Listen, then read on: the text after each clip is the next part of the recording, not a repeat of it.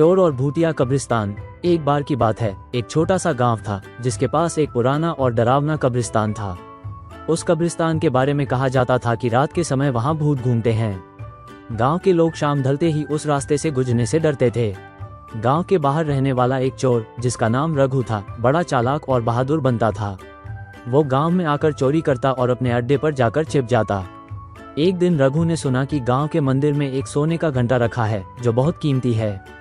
उसने ठान लिया कि आज रात वो घंटा चुराएगा। रात का समय था और आसमान में केवल चांद चमक रहा था। रघु ने अपनी काली सफेद धारियों वाली ड्रेस पहनी, अपने चेहरे पर नकाब डाला और चुपके से मंदिर की ओर निकल पड़ा। पर मंदिर जाने के रास्ते में वही डरावना कब्रिस्तान पड़ता था। जैसे ही रघु कब्रिस्तान के पास पहुंचा, उसे ठंडी हवा का झोंका महसूस हुआ। चारों ओर सन्नाटा था। अचानक उसे झाड़ियों के पीछे से किसी के चलने की आवाज आई। रघु थोड़ा डर गया, लेकिन अपने आप को हिम्मत दिलाते हुए बोला, ये सब मेरे मन का भ्रम है, कोई भूत नहीं होते। जैसे ही वो आगे बढ़ा, एक कंकाल जैसे हाथ ने उसके कंधे को छू लिया। रघु ने डर के मारे पीछे मुड़कर देखा। वहां एक बड़ा सा भूत खड़ा था। उसका चेहरा सफेद था, आंखें बड़ी बड़ी और डरावनी थीं।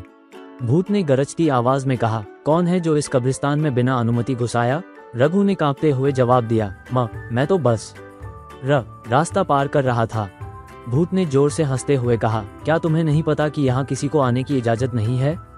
अब तुम्हें सजा मिलेगी। रघु ने डरते डरते पूछा, कैसी सजा? भूत ने कहा, तुम्हें मेरी एक पहेली का जवाब देना होगा। अगर सही जवाब दिया तो मैं तुम्हें जाने दूंगा, लेकिन अगर जवाब गलत हुआ तो तुम्हें हमेशा के लिए यहीं रुकना पड़ेगा। रघु के पास कोई और चारा नहीं था। उसने सिर हिलाकर हामी भर दी। भूत ने पूछा, एक ऐसी चीज जो पानी में डूबती नहीं, हवा में उड़ती नहीं और जमीन पर चलती नहीं, बताओ वह क्या है? रघु को सोचने में समय लगा। उसने इधर उधर देखा, लेकिन उसे कुछ समझ नहीं आया। तभी उसे याद आया कि उसने एक बार अपने दादा से सुना था कि परछाई का यह वर्णन है। रघु ने झट से कहा, परछाई। भूत चौंक गया। उसने कहा, तुमने सही जवाब दिया, तुम जा सकते हो, लेकिन अगली बार इस कब्रिस्तान में मत आना। रघु ने हाँ में सिर हिलाया और वहां से भागा। वो मंदिर तो पहुंच गया, लेकिन डर के मारे घंटा चुराने की हिम्मत नहीं कर सका। उसने सोचा, भूत और पहेलियां, अब मैं कभी चोरी नहीं करूंगा। उस दिन के बाद रघु ने चोरी छोड़ दी और ईमानदारी से अपनी जिंदगी बिताने लगा। गांव वालों को भी उसकी सच्चाई का पता चला और वे खुश हो गए। शिक्षा, लालच और गलत काम का नतीजा हमेशा डरावना होता है। इसलिए सच्चाई और ईमानदारी का रास्ता अपनाना चाहिए।